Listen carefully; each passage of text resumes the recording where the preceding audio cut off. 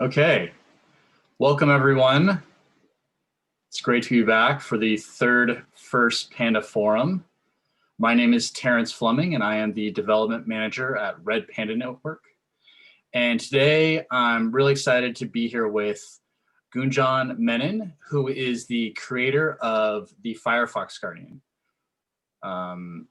This is an extraordinary film that I saw years ago for the first time, and it was just so inspiring for the work that I do and the work of the organization.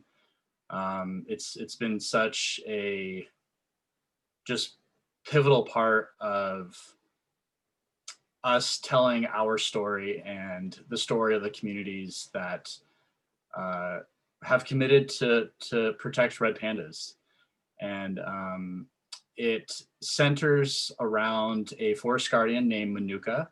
She is actually the first female forest guardian that we have on our national team. And she's one of the few women who are working as forest guardians. Unfortunately, women face a lot of obstacles to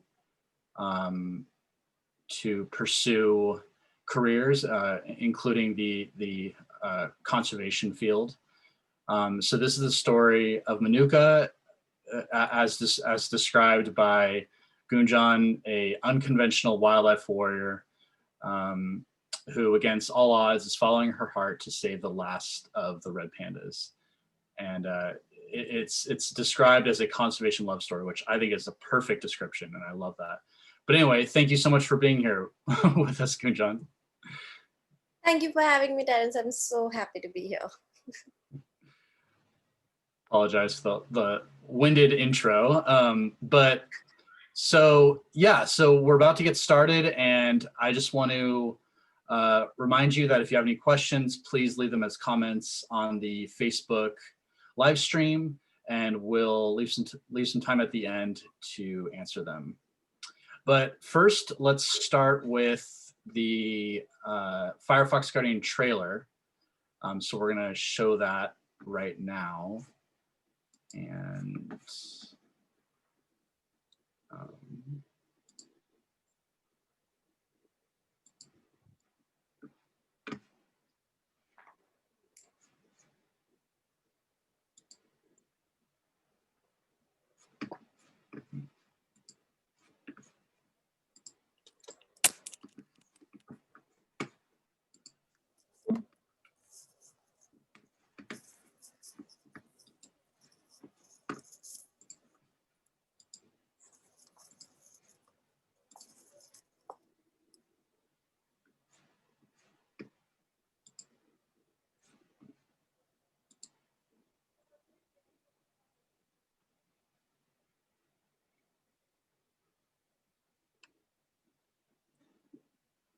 Can't hear the sound.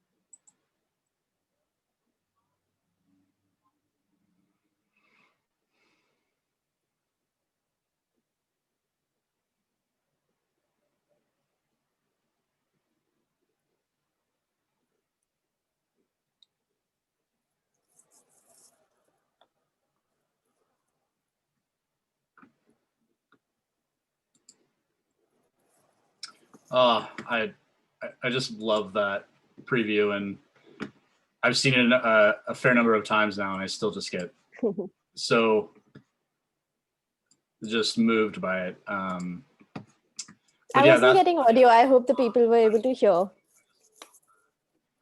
Oh, hopefully people were.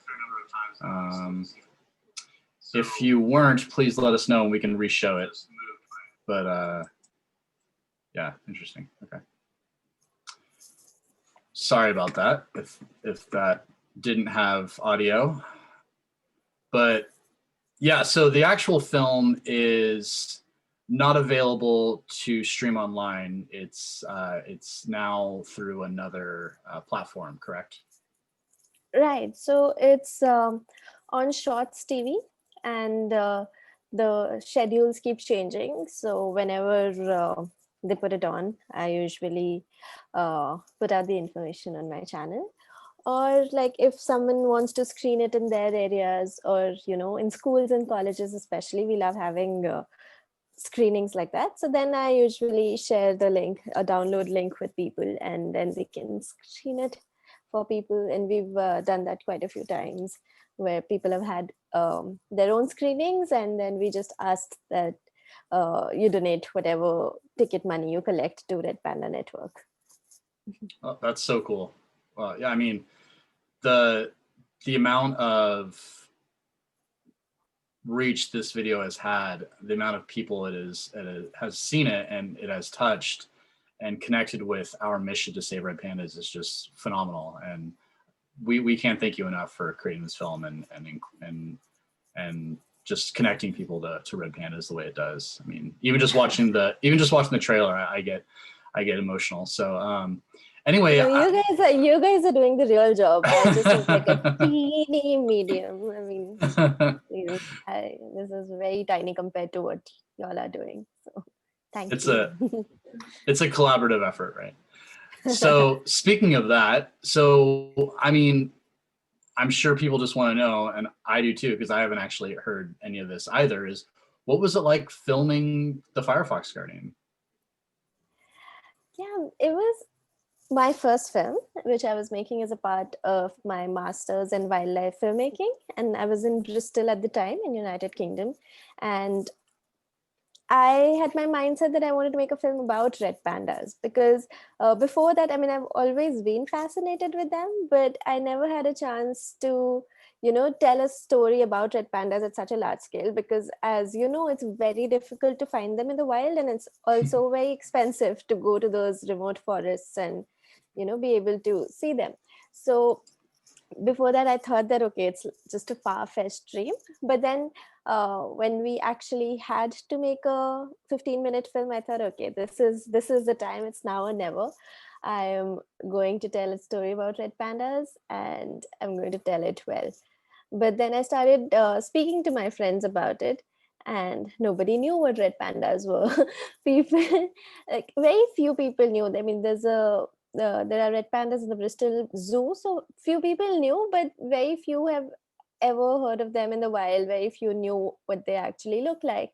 And there were a few friends of mine who came to me and said, oh, I didn't know pandas came in red. So they were probably imagining like a giant panda in like a red coat. I didn't know pandas came in red. I love that. That's yeah. great. And so that's when I realized that just telling the story of the pandas wasn't enough. We had to highlight the grassroots initiatives that were happening on ground. And through a human character, we could make people care, make people learn more about the red pandas. So that's when I found out about Red Panda Network. And that's the whole story, and the whole journey is really special to me. It was amazing to be able to film this story. Very cool. So how did you find out about Red Panda Network? You just found us online? Yeah, so that's a very cool story, actually. I was doing some research after this whole Pandas came and read episode. I was like, okay, I need to find a story.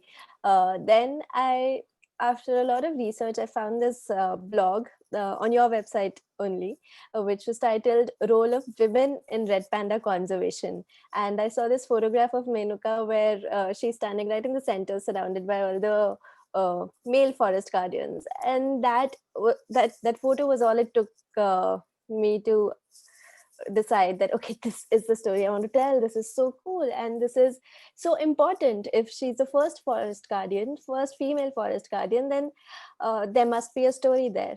So then I started writing to you guys, and I'm like, hey, I'm this student in UK, I'm this Indian student in UK, and I really want to tell this story. I want to make this film. Can you put me in touch with Menuka? And at the time I had high expectations. I said, can you get me on a phone call with Menuka? And I'd love to talk to her. And then and then you're like, there's no network there. She doesn't speak Hindi or English. So that won't be possible. If you want to do the story, you just land up in Nepal. We'll help you with that. So that's how they started. And really lucky that I chanced upon that article. Otherwise, this would have never happened. That's amazing. And the article Gunjan's referring to is, as she said, the changing role of women in red panda conservation. And we posted it on our website in 2016, and it was written by one of our volunteers, Shane Downing. And I ended up emailing Shane. Shane had to stop volunteering for us after a few years because he was too busy with other things. But he was just so moved that his article had inspired this awesome film. And we can get more into this later, but there's all these really cool things had happened because of Gunjan's film and because of just this whole series of events that led to the film and led to the film becoming so widely loved. And I ended up writing an article kind of about that.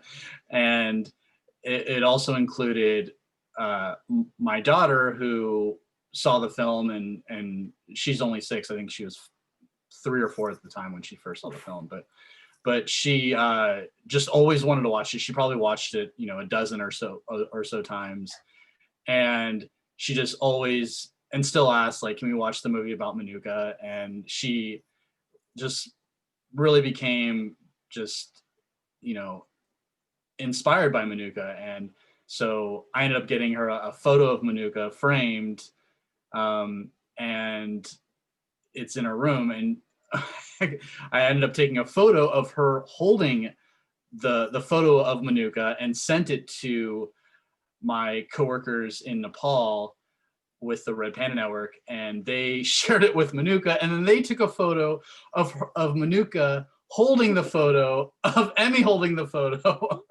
of Menuka and sent it to me, and a video too. And I shared that with my daughter. And it was such a special moment, and I think we both like teared up, and it was just this amazing thing. And so the name of the article is A Photo Within a Photo Within a Photo: The Cosmic Side of Red Panda Conservation. And yeah, it's such a cool. I mean, I think we need to write a book about this. I just think it's think it's amazing. This is my favorite story of all time, Terence. I tell this to every single person that I meet and every single talk I attend. I'm like, yes, films are powerful. Look, it moved a 3-year-old, and like, oh, everything that happened with it. I love it. Emmy's been famous now because of all the talks I've done. I'm like, yes, this is my favorite impact story. Oh, that's so cool. Wow.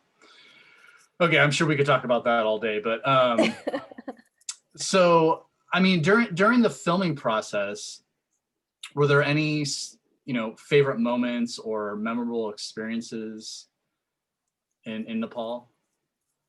Yeah, so this was actually my first time filming red pandas as well. So I had never seen one in the wild. I had never seen one in captivity also before actually filming for this film. So I was very excited. We were trekking in the forest and it was a long trek. Like those of you who've gone on these Red Panda Network eco trips, you know what I'm talking about. It was a difficult trek, and we had to we had to trek with all our equipment, and so we were staying with Menuka at her homestay.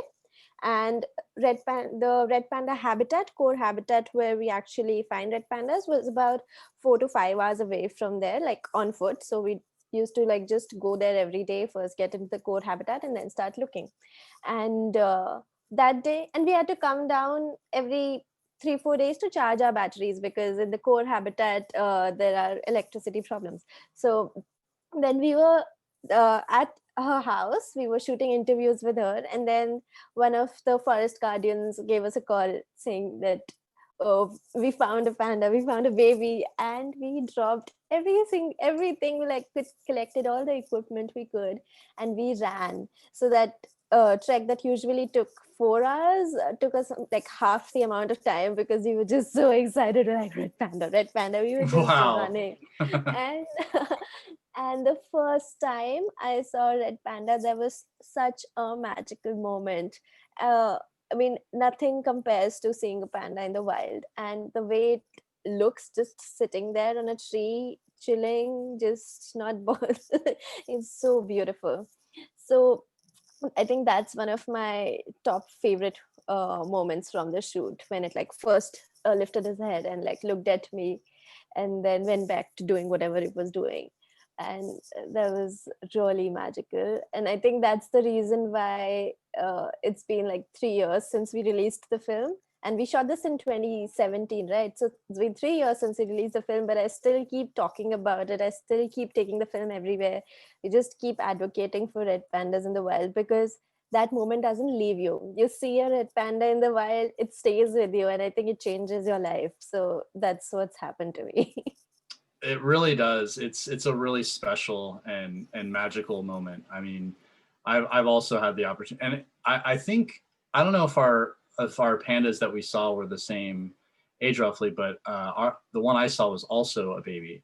It was about 10 months old, they think, and yeah, same thing. It was just, I mean, people tear up. It's like this really like spiritual, and and that's incredible, by the way, that you got to where the panda was so fast, because that topography is not easy. It's pandas.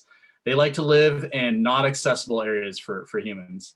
Yeah, And I almost gave up on them in between. I was like, why couldn't you just have like a flatter habitat? What is happening? Come on, And pandas. come on, Pandas. This is I'm ridiculous.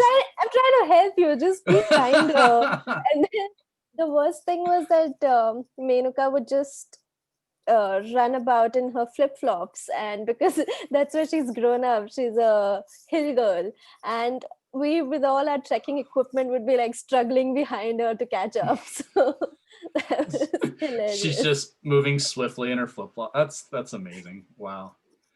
Yeah, I mean, and yeah, I think it's that's probably also part of it, is that you're traveling for so long, you're trekking for so long, and when you finally see one, it's like you feel like you've earned it. Like you're like, I'm not in a Jeep just looking at an animal. Like I'm not, it's a very magical moment, and yeah, that makes sense. That's one of your favorite parts. Like I'll never forget the panda I've seen in the wild. Yeah. So I'm assuming there were, I mean, speaking of, the treacherous landscape, what were some of the challenges? Were any of them unexpected? Were any of them expected? Yeah, I think the terrain was the most challenging, like I mentioned, and the language barrier, because we're trying to film a story about someone who's never been on camera before, and she didn't really understand what was happening at first. So uh, this the I think then I put the camera away on the first day. I was getting very like, she's very camera conscious, and she didn't know what was happening. So then we just like trekked, we just talked, we just bonded. Thanks to Red Panda Network, we had someone from your team working as a translator for us, Dinesh sir. So Dinesh was helping us just communicate.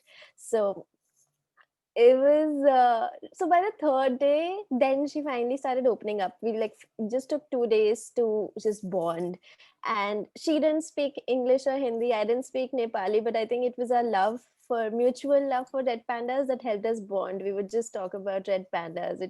We I think the first moment which we bonded over was red panda poop, because she saw me going really crazy when we found Red Panda's cat. And I was like looking at it, I was sniffing it. I was like, oh my God, this smells so good. And she's like, this woman is crazy. But I think that's what we started bonding over. Oh, that's So so cool. yeah, so that was the challenge. And then after the film, taking it to people, and I think then it wasn't as challenging, because then you're just showing people a film and then you sit back and wait for 14 minutes for their lives to change. Like they find out about this beautiful new animal, they find out about the wonderful work that's happening at the grassroots in Nepal, and the story of this incredible woman. So I think the main challenge was just the shooting part, and because I was so inexperienced at the time. But thanks to that, now my entire life and my entire career kicked off. So it was worth it. That's so. You're Oops. muted, Ted. Yeah. I muted myself in mid-sentence. There we go. It's a crazy time here in the U.S. right now. I mean, I can imagine. everywhere. Oh my God. Yeah. Fingers crossed for you. Thank you. So, yeah, I mean, one of the questions I wanted to ask was what it was like to see your first red panda, but that was already answered. But I mean, what was it like to film red pandas in the wild, or red panda, I should say? Yeah. So red pandas are very shy, and in the wild they get, because they're not too used to human presence, they get a little scared if there are too many people shooting at once. So I think it's very important that whoever, if anyone is a filmmaker in the audience, if you're filming a red panda, always like be mindful of the animal. And if you're filming red pandas, go either in small crews or like for smaller durations. If a red panda has seen you and like it looks stressed with your presence, because that's what happens, like they just uh they freeze sometimes if they're too scared, and poor thing, that just works against their favor, because that makes it very easy for poachers to hunt them, because they would just freeze. So but if you're like if you're like in a very small crew, or you're well hidden, and they get used to your presence, then it's fine. But otherwise, we need to be very ethical about how we film red pandas. They're not like tigers, they're very scared, they're very shy. So I think it's really important that uh, while filming I filmed them twice now, once in Nepal and once again in India. And this happens every time. If then we just like either reduce the amount of time we spend with an individual panda, like just to leave, okay, this is enough, we've got our shots, let them go. Or like just go in a very small group, like we were just two people, and then the others were just forest guardians, local forest guardians. So that's, I think, is a very important conversation to have with your own teams if someone's filming a red panda, that how are we going to ensure that the panda doesn't get stressed out.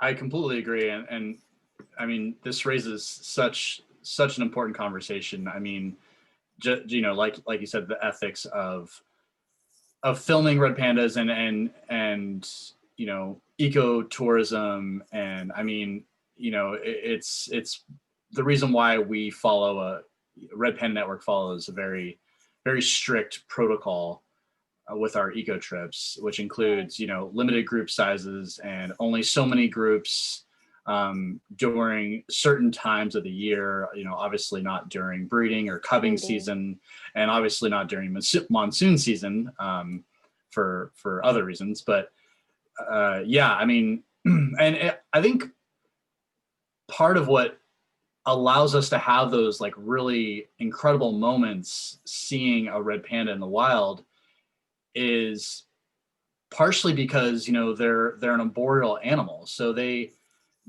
will run away if they're able to, like if they're not in a tree at the time or whatever, or if they're able to go to another tree, like any wild animal, they'll probably flee. But if you're looking at a red panda in a tree from a safe distance,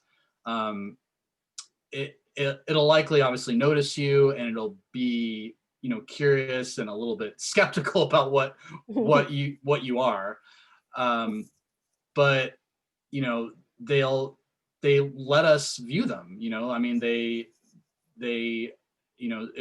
I think it's a really special circumstance, and sort of the red panda's temperament and the fact that they are arboreal, and everything that allows us to have these really amazing moments.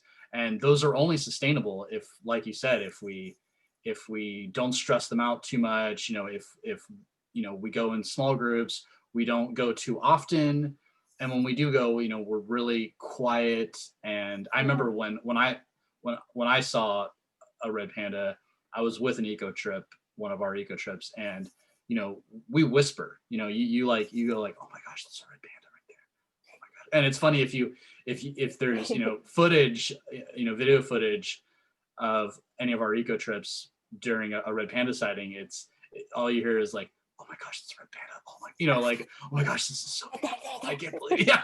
And it's so funny. And then it should, the film goes to someone else, and the video goes to someone else, and they have tears in their eyes. They're like, oh my gosh, it's a red panda, oh my gosh. And yeah, it's a really unique experience in a lot of ways. I've been telling so many people about the eco trips because after watching the film, they all ask, how can we help?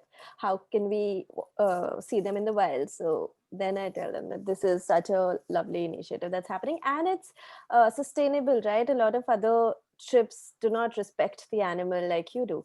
So that way, I think it's an amazing initiative, and the money is going back directly to the local communities as well. It's making it sustainable for them. So yeah, I love that about this. Thank you. Yeah, I think ecotourism, when it's done sustainably, I mean, seeing an animal in a zoo is a way that people can become, mobilized to protect a species. But I mean, seeing an animal in the wild in its natural habitat, if you can do that sustainably, I mean, that is not only a really great way to support local, efforts and local communities that are protecting these species, and that also depend on this, a lot of the same resources that red pandas depend on, like the forest, for example. But also, I mean, the way that it engages people in wanting to do more is unparalleled. So I want to talk more about Menuka, because obviously, she's one of the stars of the film, and you already kind of answered, why you decided to focus on red pandas. And you also kind of went into, some of the challenges, that you all experienced while filming. But what were some of your takeaways, and what was some of your, what really stood out when you were working with Menuka and the other forest guardians? Yeah, I think what really stood out was how we come from outside, and whatever we call ourselves, conservationists or filmmakers or working in conservation, we come from a very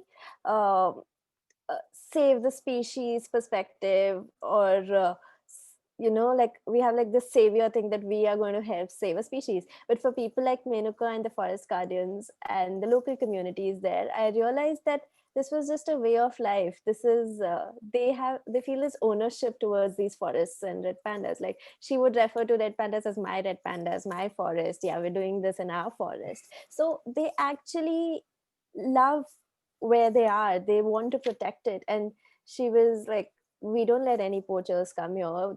They can't do this to our forest. So those little sentences, and those feelings that these local communities have towards their community forest was what made me realize that in general, we have to include communities in the conservation plan that we have for a species. And it has to be, a broader perspective. We need to step back, look at the people living alongside wildlife, and not just take decisions on their behalf, sit with them and see what works for them. And I think I was reading about the forest guardians in Nepal as well. Some of them used to be poachers, but you guys spoke, like, sat with them and gave them the alternate livelihood of being forest guardians instead, like trackers, using their traditional knowledge of the forest and converting that to tracking a panda now for tourism instead of for poaching. And I feel that's wonderful. That's a model that everyone should be replicating, using traditional knowledge of these people for conservation, because they're not doing it for anything else but for the pure joy of saving what's theirs. So that really stood out to me. And now, like, whatever, I think any other work that I do, I make sure that I at least know what the local perspectives are. I'm talking to someone at the grassroots who's living alongside these animals to see what the actual ground situation is. That was beautiful, Gunjan. I mean, just, yeah, I think you just nailed it. I mean, in the time I've been with Red Panda Network, the core of our success is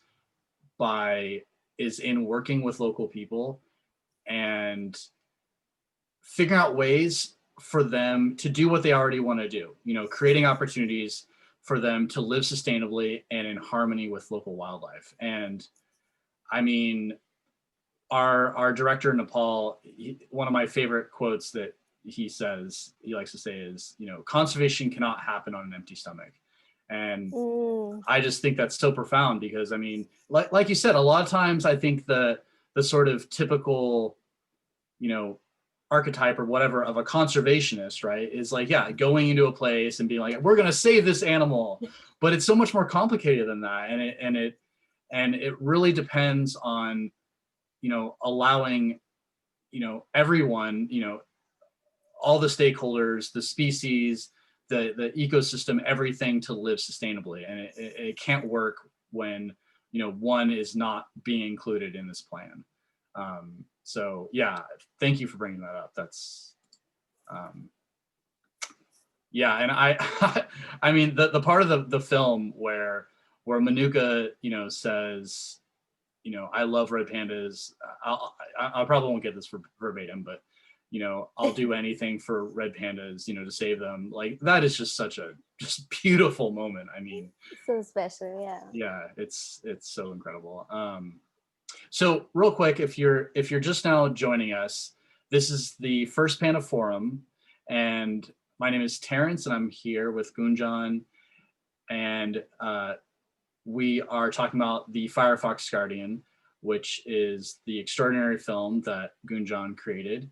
And if you have any questions, please leave them as comments on the Facebook live stream, and we'll leave some time at the end. I see a couple so far. And so, yeah, I kind of want to shift the focus a little bit. So we talked a little bit about the film and Menuka, but I kind of want to talk about you, and like, how did you get interested in filmmaking, and why did you become inspired to create films about conservation? So I think I was interested in wildlife from a very early age. I think I was about 3 or 4. So I knew that I wanted to work for wildlife, like in that department.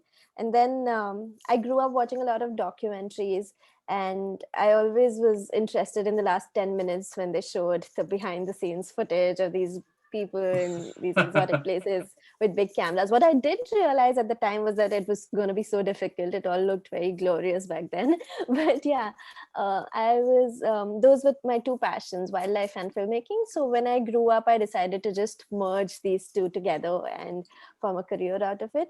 What also happened while watching these documentaries was that I was growing up in a bubble. Like, documentaries back then didn't really talk about conservation. They would just talk about a species and very little about the habitat, what the threats the habitat was facing, because it was that time the concept more was if you want someone to care, you just make them fall in love with the species, then they'll, like, love would lead to conservation automatically, which was fine for back then. But the situation now, it's too late to just rely on that. So we need to tell truthful stories, we need to tell more authentic stories, we need to say things as they are. So you can't just make a pretty picture, pretty film anymore. You have to talk about how fragile the ecosystem is, how much how threatened the animal probably is, so that people have a direct call to action after watching the film. This And people want to watch conservation films. Channels think that, or at least used to think till a while back, that people are not interested in doom and gloom. So what we did with the Firefox Guardian, right? We're talking about the habitats, we're talking about the threats, but we're talking through a story of hope. So it is a conservation story, but filled with love and hope. So I think that's a very interesting way to bridge that conservation and pretty pictures gap and bring stories like this to the masses. So that's when I realized that, okay, I need to not do what I suffered through. Like I don't want to grow up in a bubble thinking. I don't want others to not know what is happening around us.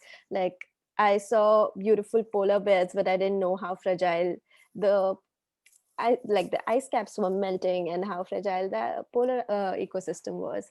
So I think that was something different that I wanted to do as a filmmaker. So that's when I realized very early on and made up my mind that I wanted to be not just a wildlife filmmaker, but a conservation filmmaker, and try and put the conservation message in whatever way possible. And I think for the masses now, we try and mix up the genres a bit, but still get the message across. That's spectacular. I was having some headphone issues during part of that, so yeah, this Mm, is there have been some technical issues on this call, but we're pushing through. Uh, reeling through. so yeah, and I mean, you brought up some of the, yeah, I mean, I was just so into David Attenborough. I mean, I was, just hearing his voice now, it just like comforts me. I mean, I grew up listening to him and watching his films, and but something that I really love about the Firefox Guardian, and just this shift of only on the animal, which is usually what, like you watch a film on the Discovery Channel or National Geographic. A lot of the times it's about just the animal and it's just about what's happening. But I love how the Firefox Guardian not only doesn't only do that, it's actually, most of it's about Menuka and the forest guardians and the local communities, but it's in this context that is like a movie, like a, not a documentary. It's like this, like I love how you frame it, a conservation love story. It's like a story, and I think that's why people love it so much. Is it people love stories, and we love storytelling, and I think, and we especially love stories. So just framing it like that, I just think was brilliant, and I think that's one of the many reasons why it resonates with people so much. I remember before I even saw the film, I was like, a conservation love story? What? Like, I mean, you had me at conservation, but then you really had me at, this being also a love story, because I mean, that's really what happens. I mean, and like, like you described, that ownership that, like Manuka has, that just direct connection she has with the forest that she lives in, it is love. It's, it's this like just really deep care that that you end up having for you know the world around you, and it's so Yeah, cool. That's so cool. So yeah, it's very heartwarming. yeah, and I mean, going from there, with just so many levels to what, to how this story can connect with people. I mean, what has it been like to share the film? What has that experience been like? Sorry, you were breaking towards the end. What did you say? What is it like to? How has it been to share the film? Like Mhm. what has the reactions been? Yeah.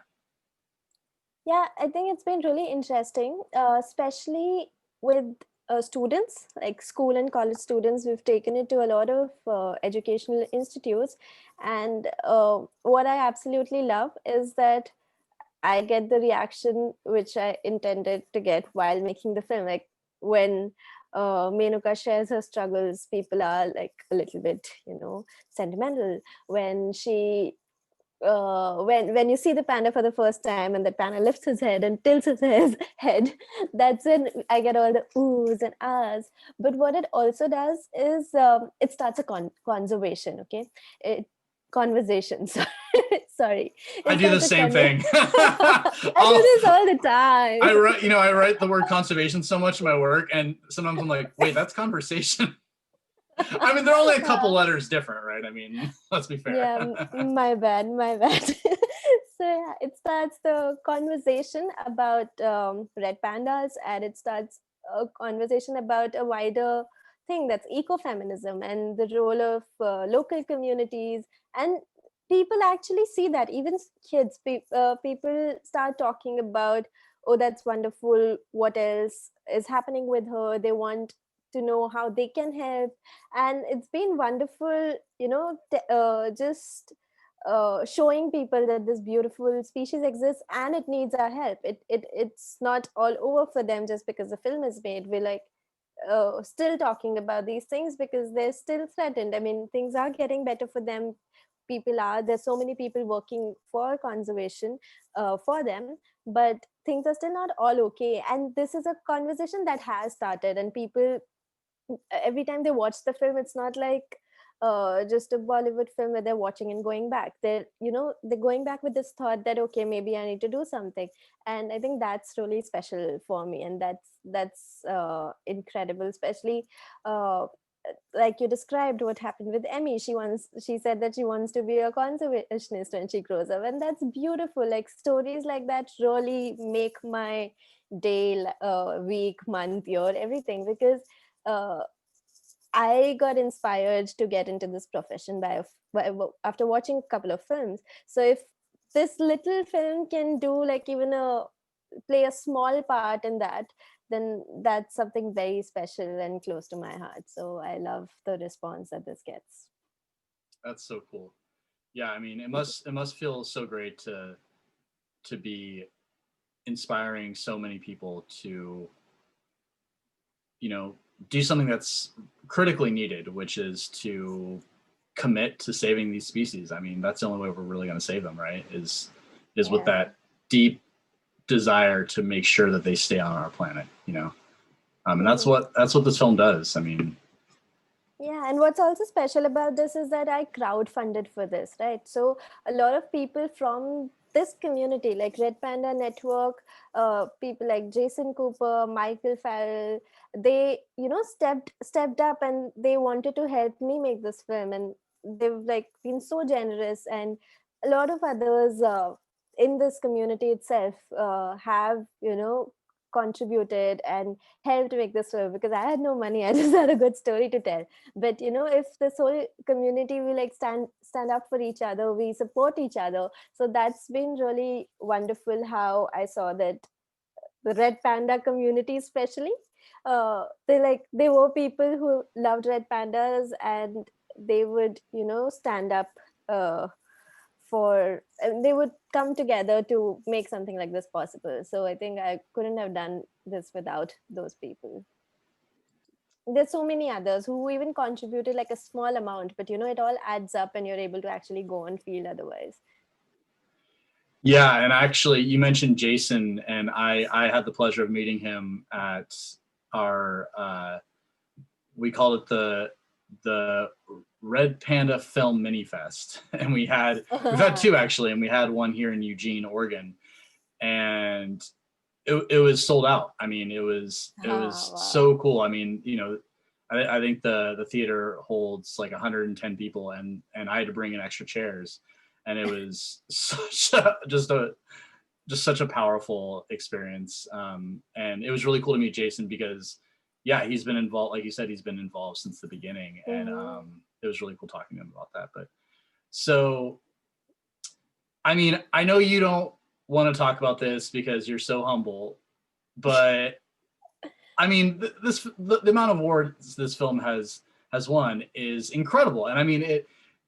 I think it deserves that many and more. But I mean, what has that been like? And I mean, can you give me a number on how many awards it's won? I told you not to ask that. Oh. Fine. No, so I mean, the thing is that these things don't matter. Like if you've made a good film and it's creating the impact that you wanted to, then I mean, if it's touching people, then awards come and go. So that's fine. But no, what's been really helpful is that I've been able to recover some of the production costs through some of these awards. Like some of them come with the prize money, so that's great.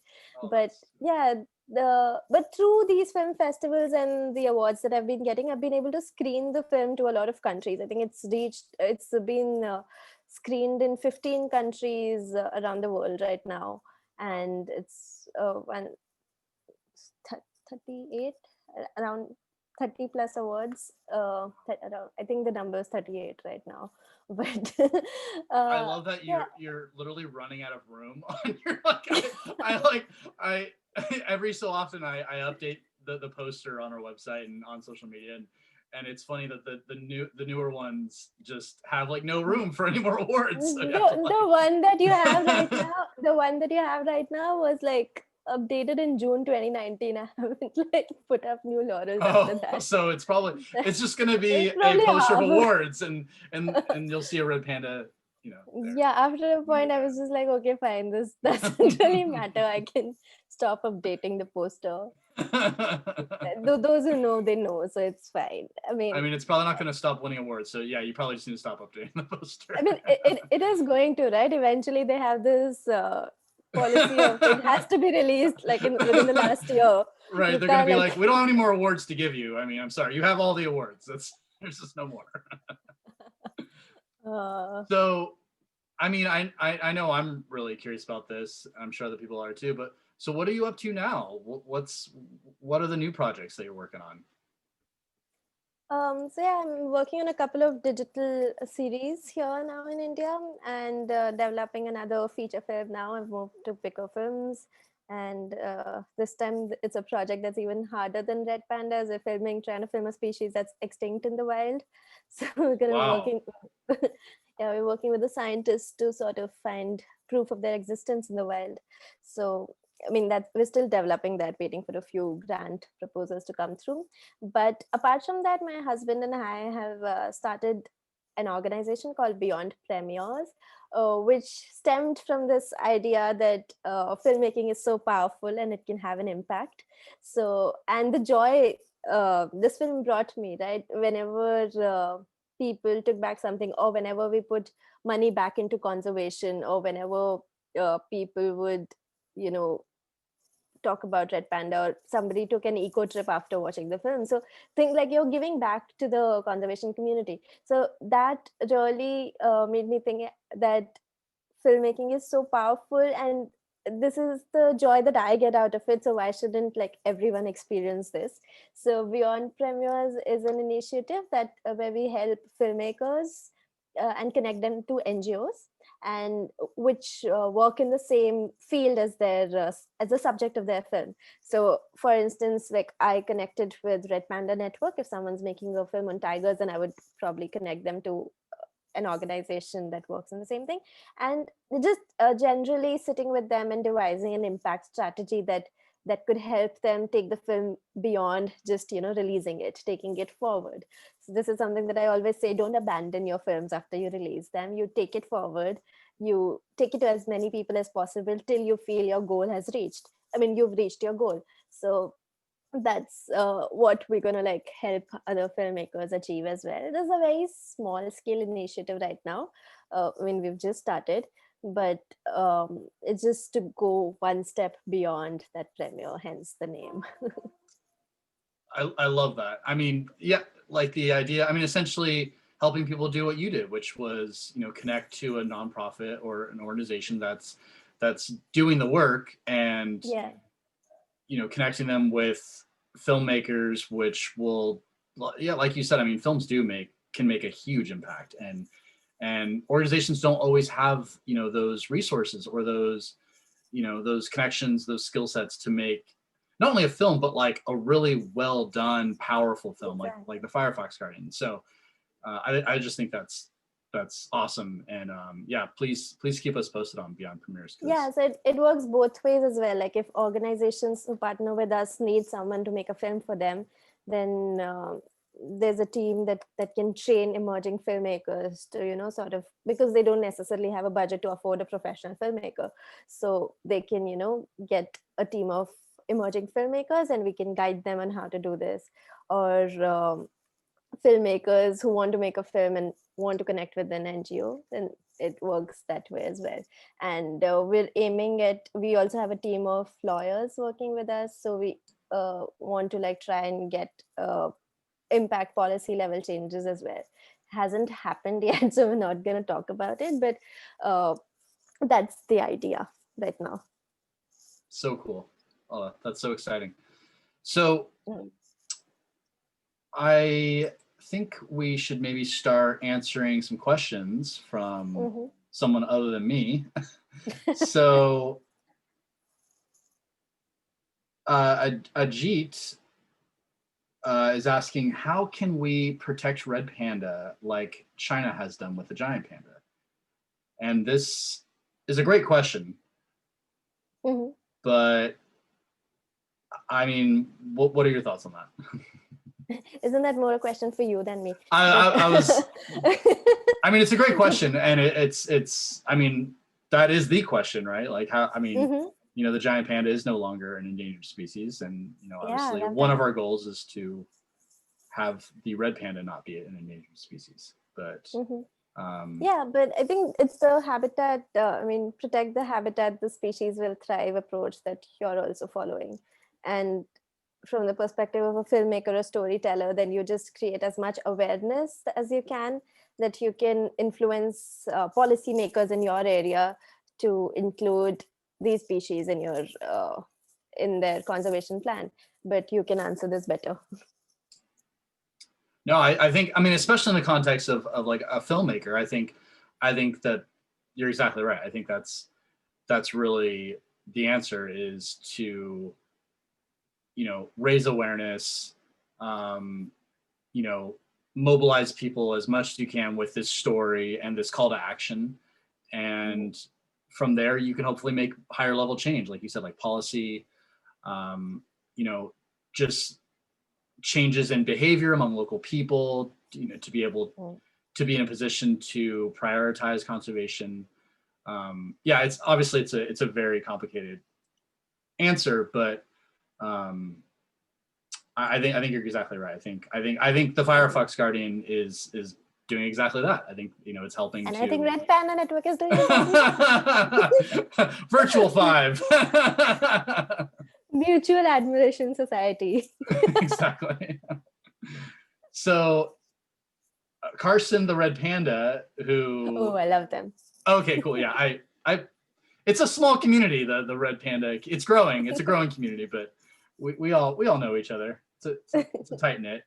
But so Carolyn, the lady who runs the account, who's awesome and is such an advocate for red panda conservation.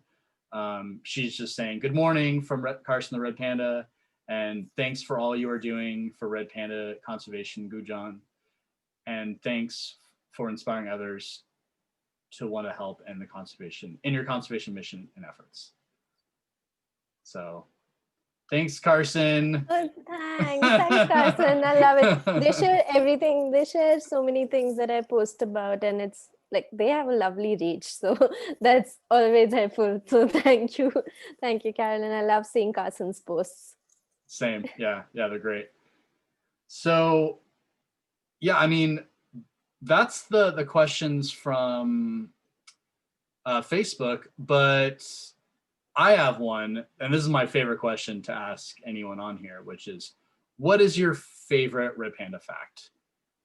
I have a favorite one, actually. I really love how red pandas are so small and cuddly and adorable, but when they're trying to scare someone, they want to like stand up on their toes and appear bigger to scare them off. And I think it's just adorable because they look equally adorable like that. I don't know who they can really scare looking like that, but it's adorable. It's really cute. It's a predatory defensive behavior, but it's still so adorable. Do you know if it works on predators? Do they like or do they just go like, oh, cute? I think it does, because I think the animal's probably like, oh, that's just too cute. I'm not gonna eat you. That's just too cute. Oh, well, yeah, Touche, Red Panda, touche. That's a great one. Yeah, the last First Panda Forum was with Angela Gladstone, and her favorite, and it's cool because a lot of times, or I learn things about red pandas sometimes. For example, Angela was saying that her favorite fact is how involved red panda fathers can be in taking care of the cubs, like in captivity when the fathers are around the cubs, but they're like really involved and like are really like really loving and affectionate to the cubs. It's I didn't know that. No idea. Even I didn't know that. Yeah, It's I mean, cool. and it just happens to be the zoo that she worked at that was the situation where there were cubs and the father was in the same enclosure, and was it the only instance, or do we have like more evidence from others in captivity? That's a good question. I mean, if it is the only instance, that's still pretty incredible. Still but cool. if it, I mean, we'd like to think that that's something that would happen, right? I mean, but I just thought that was really sweet. Yeah. Anyway, this has been so fun, Gunjan. Thank you so much for taking the time out of your evening. I know it's pretty late there to speak with me, and I just love what you do. I love your film so much, and I'm gonna, I always want to spread the word about the Firefox Guardian, and I'll continue to do that. Thank you so much.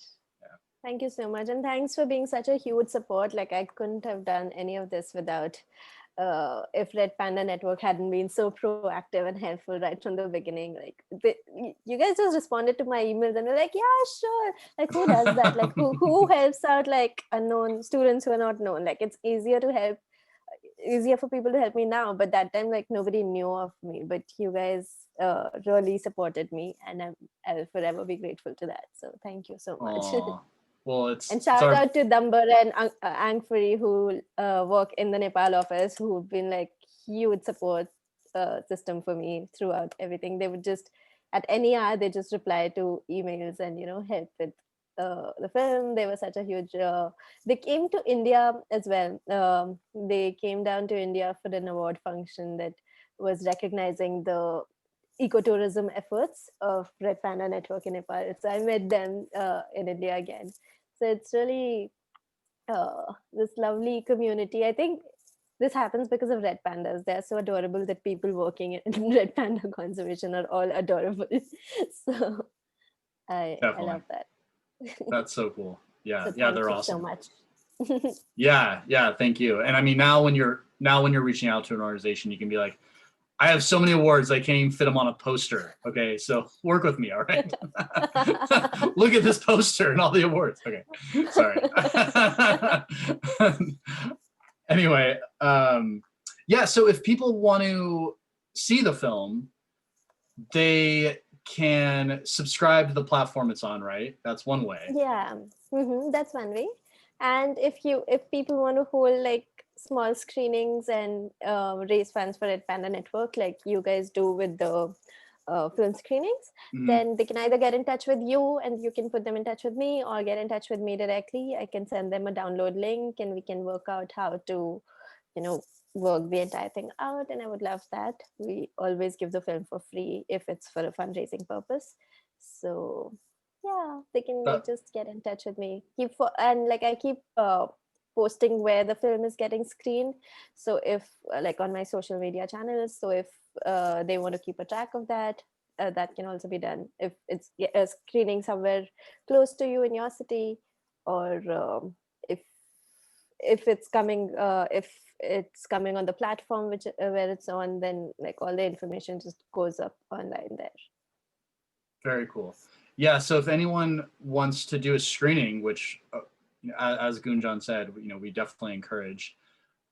Just email me, terrence@redpandanetwork.org, and I'll connect you with Gunjan. And the other thing I wanted to mention was, if you want to follow what Gunjan's doing, so the Firefox Guardian has a Facebook and Instagram, right? I believe, yeah. A Facebook page now. Instagram is now changed to Beyond Premieres. Oh, okay, cool. So Beyond Premieres. Facebook page, yeah. Or you can find me on Instagram. I'm quite active there. That's just Cool. Gunjungle Book @Gunjungle Book.